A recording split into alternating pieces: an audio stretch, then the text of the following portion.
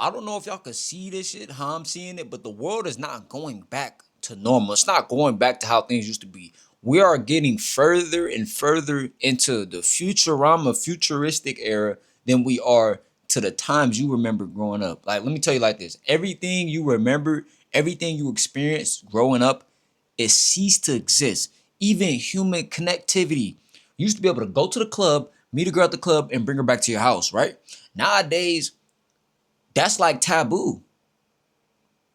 Like, I mean, it's still happening, but it's not the norm of the club objective. Most people go to the club now for a whole different objective. It's a social status. It's how much money can you spend?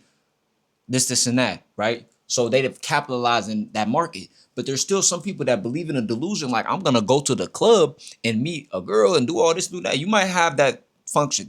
You might get what you're looking for, but most of the time, you're gonna go to that club, buy drinks, buy a ticket. You're fueling that business. You're fueling another man's dream.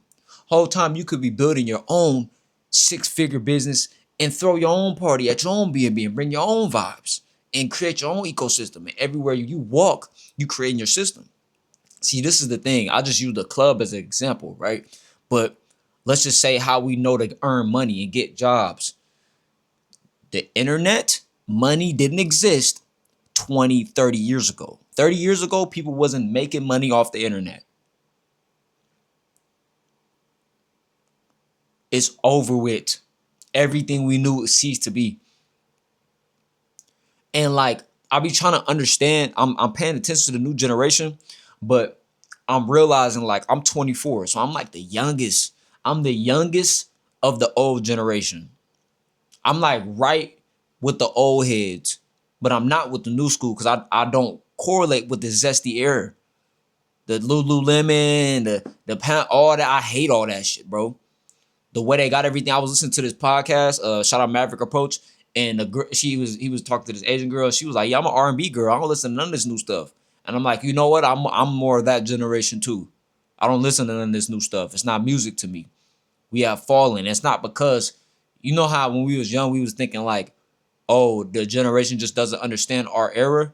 No, I lived through the SoundCloud era, and now I see the problem of it. I see the problem with the Yachty's and the Lil Uzis and the Playboy Cardi. I see the problem. It's not because their music wasn't fun. It's because of what they were talking about. You know, people really call Juice WRLD a legend.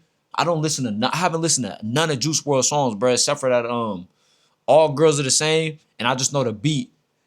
I really know the beat on that song. I never listened to that song on my playlist. Never added a Juice WRLD song on my playlist. And then I know the Lawrence and Marlon Lawrence, I'm a bad boy, with the song he had with Young Thug. But I only know that song because Pierre produced it. I say all that to say is people look at Juice WRLD as a legend. Juice WRLD swallowed perks because he thought he was gonna go to jail. Whole time, if he wouldn't even went to G Herbo said that she said he wouldn't even went to nothing would even happen out of that. You got some pills, bro. That's nothing. You're a millionaire. That shit is nothing, bro. Nobody from Rico. You not doing nothing. But G Herbo said that nigga was so green. He was so green that he thought taking all these pills was gonna like help the situation. Nigga, no. You was better off trying to flush it or something. That was dumb. But when he already geeked up and he living off this lifestyle, and this man is so depressed and empty and voided inside, you go look at any of Juice WRLD videos, he's dead inside, but he got the most amount of money. He leading a generation. So why am I giving this example? Because when I was coming up, I feel like we was the last era of just accepting anybody. Like, even though we was on SoundCloud and it was the new wave, we still didn't accept anybody. We didn't accept anybody. Niggas that was on weird shit or that was lame fell off. Or they had so much of a private aesthetic, like so much of a mystique to them that we didn't know that they was on corny shit. Like Cardi, we didn't know what the fuck he was on. He was just had his aesthetic. He didn't even talk. So that's why we fucked with Cardi. As soon as he started talking and showing his true aesthetic and showing a lot of different things, and we like, oh, okay, this nigga lame as hell. He beating women, he doing all this shit. It's no different than, I don't want to compare to R. Kelly shit, but I was hearing Cameron talking about how he dealt with R. Kelly.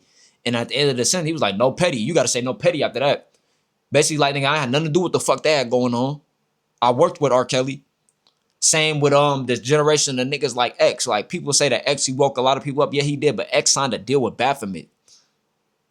X was trying to do corn to blow up as a rapper and all this weird shit because he was a broken kid. So when you got these NBA YoungBoy, when you got these broken pillars that people like, it's not a knock to them.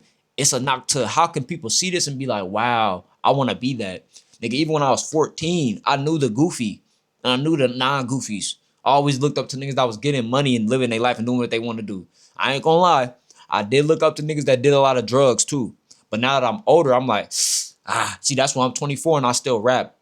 Even if I don't get the most views and get the most all that, I'm like, bro, if I can blow up and be like a catalyst to help people that was once like me, that looked up to this shit kind of blindly, I do my due diligence. Because I would have wished somebody woke me up out of my sleep when I was 16, 17. Like, hey, stop listening to that shit. Or like, not even stop listening to that, but like, hey, bro, what are they fucking talking about? I'd have been like, oh, well, that shit slap, bro. I don't care. But at least I would have been thinking about it like, damn, what is they talking about? I don't really care if you cry. All right, I don't want to hear that. Let me hear about, I got a car in my LLC. I got my pistol in my wifey name. I got more blues than BB King. I told my son you gonna be a king. I can make a cool 6K in less than 24 hours. I would have started listening to Money Man and all that. Even though that type of music wasn't out back then, it was still like grind music. I had my grind and motivation music, but like all I'm saying is I would have opened myself up to, hey, let me learn about financial literacy. Let me learn about this stuff. It's hard to say like I would have took that serious as a kid because I'm still growing. You feel me? Some people say like your brain don't stop developing and after you're 27, and men mature slower. But I'm gonna keep it a bean, bro. My brain is in the process of developing. I got an early head start. 21, I thought I was tapped in. 24, I think I'm tapped in now, but I know I'm gonna be further ahead. But most people don't even hit where I'm at. Like this epiphany of like, yo, I gotta get my shit together. I gotta watch what I'm putting into my vessel. I'm an actual human being that's alive that have to take care of all my different bodies. When you start to think like that, it hit different. I was just making this video because I was waiting for this TikTok to upload.